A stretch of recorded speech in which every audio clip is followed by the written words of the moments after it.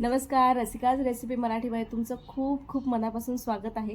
आणि तुम्हाला तर माहिती आहे की रोज 4:30 वाजता आपण एक रेसिपी अपलोड करतो या चॅनलवरती. आणि आज मात्र ती रेसिपी अपलोड झालेली नाही आहे, काही कारणानिमित्त झालेली नाही आहे.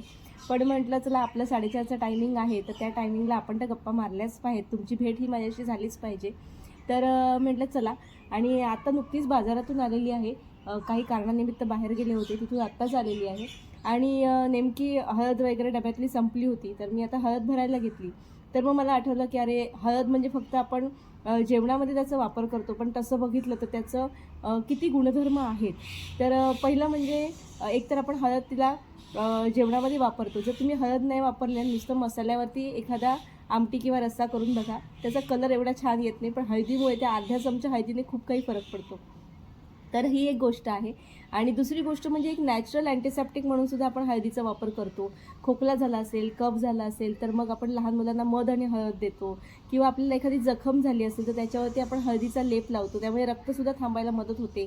आणि हळद अँटीसेप्टिकचं आपलं काम करते, त्याच्यामुळे आपण तिचा वापर तिथे करत असतो.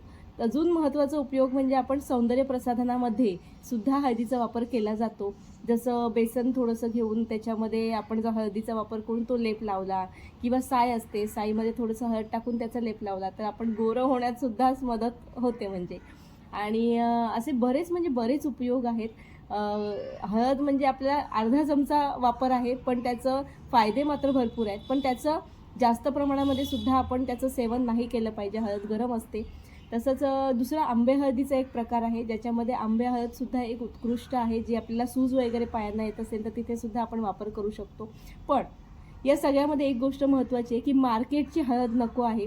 आपण जर घरी ती हळद दळलेली असेल, जसं आपण वर्षभरासाठी साठवून ठेवतो, तशी जर असेल तर ती उपयुक्त असते. मार्केटमधली हळदीमध्ये बऱ्याच प्रकारचे असे भेसळ असतात, त्यामुळे ती त्या प्रकारे उपयोगी होत नाही.